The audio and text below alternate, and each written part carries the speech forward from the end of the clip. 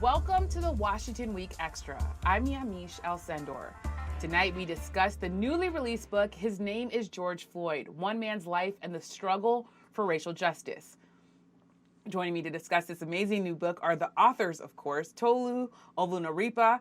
He's a political enterprise and investigations reporter for the Washington Post, and Robert Samuels, national political correspondent, or I should say national political enterprise reporter for the Washington Post. Thank you both for being here. I'm so excited. I should tell you, I am going to show you my book because it's all marked up, because I just ran through this book because it's so good. It's sad and tragic, but it's also such a good read. So congratulations on the book, guys. I want to start with you, Robert. You said that you started out with these guiding questions. Who was George Floyd, and what was it like to live in his America? I know you wrote a whole book answering those questions, but Robert, I'm going to start with you. Give us the core answers of what you found out.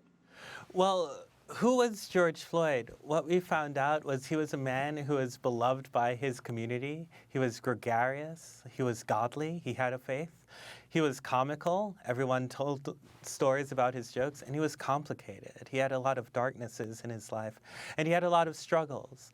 And what was it like to live in his America was to learn about all these institutions, all these different systems, from the land loss that started with his ancestors from long before he was born, to the struggling, crumbling education system and poor housing system, to a criminal justice system that was hyper-aggressive in terms of treating a person and looking for a person like George Floyd to incarcerate.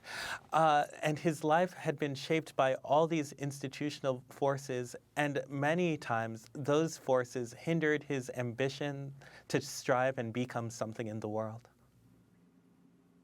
It was a hard thing to get you to summarize the book, but you did it so well just now, because it is sort of the beating heart of this book is exactly what you just described. Tolu, I want to come to you. We, of course, learned about George Floyd and got to know him as a nation when he was an older man. But, of course, you looked at the totality of his life. So I want to ask you, talk to me a little bit about his life as a young man and some of the challenge that he faced, especially when it comes to going to segregated schools and other things. Yeah, George Floyd grew up in Houston's 3rd Ward. It was an impoverished community, but it was a community that had a lot of love, where even though 99% of the people in the housing project that he lived in were black and most of them were poor, they all, were a community that worked together and looked after each other and looked out for each other. And George Floyd had stature in that community because he was an athlete. He was somebody who people thought was different.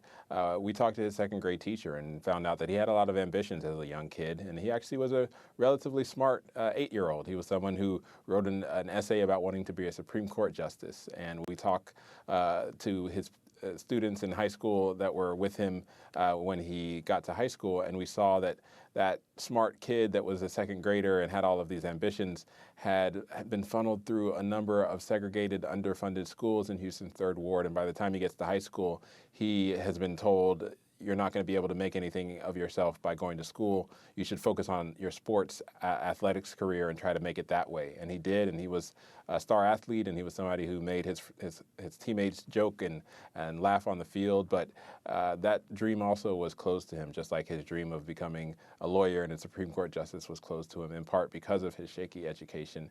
And what we were able to document was that even though he had dreams, even though he had ambitions, and he started off life with all of these goals, he saw doors closed on him one after the other. And he kept striving, he kept fighting, he kept working and trying to make something of himself, but he saw those institutional barriers, from the education system to, obviously, we see the criminal justice system, really closed down on him. And we wanted to provide that context so people know that Floyd was not just the 9 minutes and 29 seconds that people saw of him on the video during the worst time in his life, but he was somebody that had ups and downs, somebody that had ambition, somebody that wanted to make a great life for himself, but saw racism and institutional racism at almost every turn. And we wanted to show people what that looks like in the 21st century. Yeah. And I want to go to you, Robert, and I want to read part of one of the most striking moments in the book to me. I was on page 30, and this is after George Floyd's younger brother said asked him, why do you enter a room and greet each person? You write, quote, and you're quoting George Floyd's response to his younger brother. It says, I can't go in a room like you because of my size, he replied. People look at me and they're nervous and scared. So I open up to them and let them know I'm okay. I'm a good person. What more, Robert, can you share about what led George Floyd there and the foresight that he had to know that he had to put people at ease? And of course, you're a Black man, so I want to ask you, you can tell me if you're comfortable, but I want to know how much that resonate with you. Absolutely. One of the things that I really wanted to know when we started this project, Yamiche, is I asked about George Floyd's relationship with his body, because I had a feeling, being a Black person in America, feeling self-conscious about what I wear, how I present myself, that George Floyd might have had something similar. And when I asked the question, people started telling these anecdotes about how he felt compelled to shake people by the hand when he walked into a room, how after his athletic dreams whittled away, he felt awkward because he was left with this massive body that was supposed to take him to the top of the upper echelon and become a professional athlete. But instead, he looked like a big, intimidating fellow walking down the streets that could be a target for police violence or who might threaten someone. And so that's why he always told people he loved you. That's why when he saw someone walking down the street, he'd always notice if there was something different. If you had a new hairstyle, he'd notice and he'd say, "Hey, nice hairstyle," because he wanted people to like him. And one of the real tragedies is when he learns about the death of Philando Castile. And something really strikes George Floyd about that death. It might be because they were living in the Twin Cities. It might be because the little girl was in the car and he had a little girl. But what he said to his friends is, "I bet those cops are just waiting to kill a big guy like me." So he knew that his body could be seen as a threat. Yeah. And Tolu, I want to read part of what Robert was just talking about. It's on page 208. And we pulled it up as a graphic. And it says, quote, "Miss Sissy, who was George Floyd's mother, taught her sons a different standard for dealing with authorities, with police. Always comply, always be respectful, make it home alive." And you say, as Robert just talked about, after Philando Castile's death, George Floyd said to a friend, "I know these cops just waiting to kill a big Black man like me." Talk about the advice that didn't really help, unfortunately, George Floyd in this case, and the fact that advice is continuously still given out, Tolu. Yeah, George Floyd was a recipient of the talk, which we've all come to know that Black parents give to their children, basically telling them what to do and how to comply when they're stopped by police, because they know that could lead to something aggressive and violent, even if they don't feel like a threat. Even if the child doesn't feel like a threat, they might be perceived as a threat. And George Floyd knew that. He knew that because of his body. He knew that because of what he ended up having, a criminal record. And we don't shy away from covering his criminal record, because that was part of his story. It was part of America's story in the mass incarceration era, in which we decided to lock up millions of people, several of them who looked like George Floyd.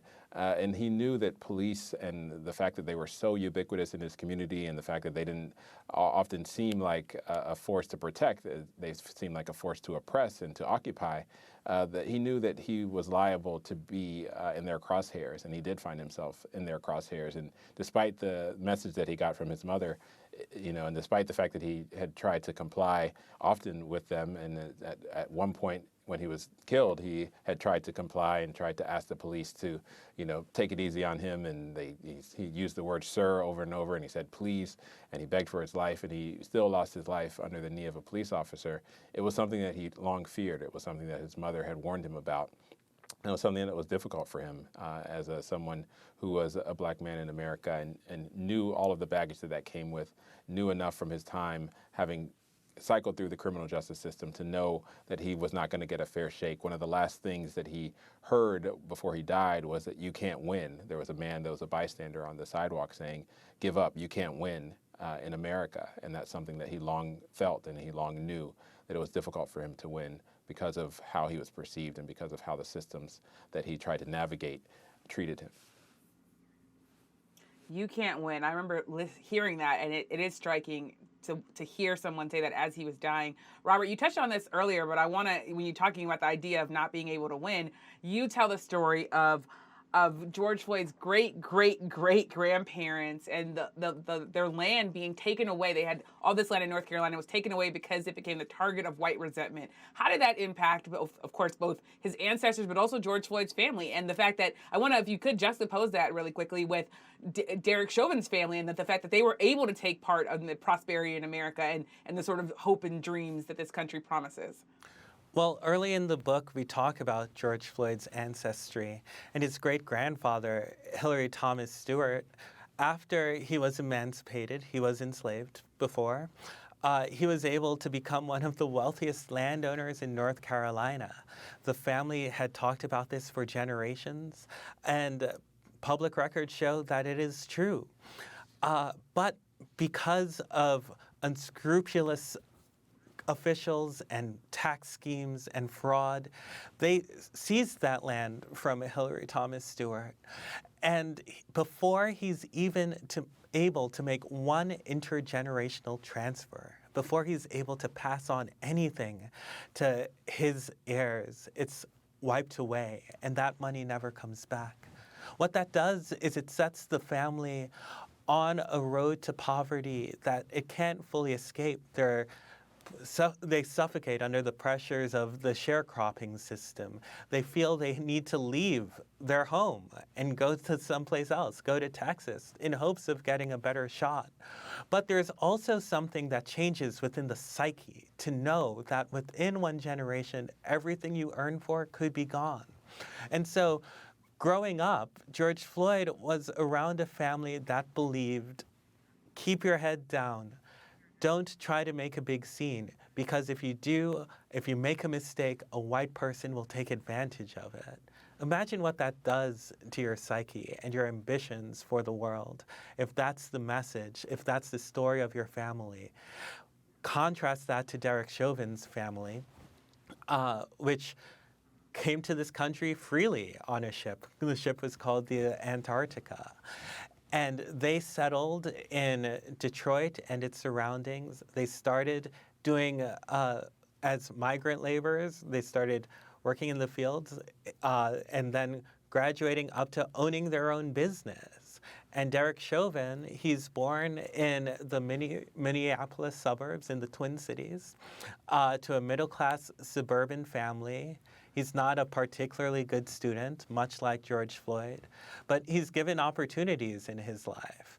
And he has a dream, watching Starsky and Hutch, that one day he can be an enforcer of the law.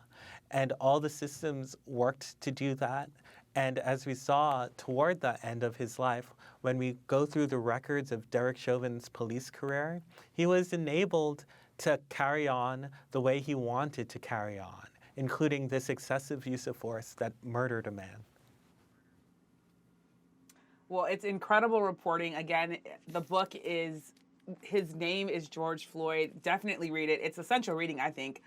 We'll have to leave it there. Thank you so much to Tolu and to Robert for joining us, for writing this, and for sharing your reporting on this book. I'm Yamiche Alcindor. Good night from Washington.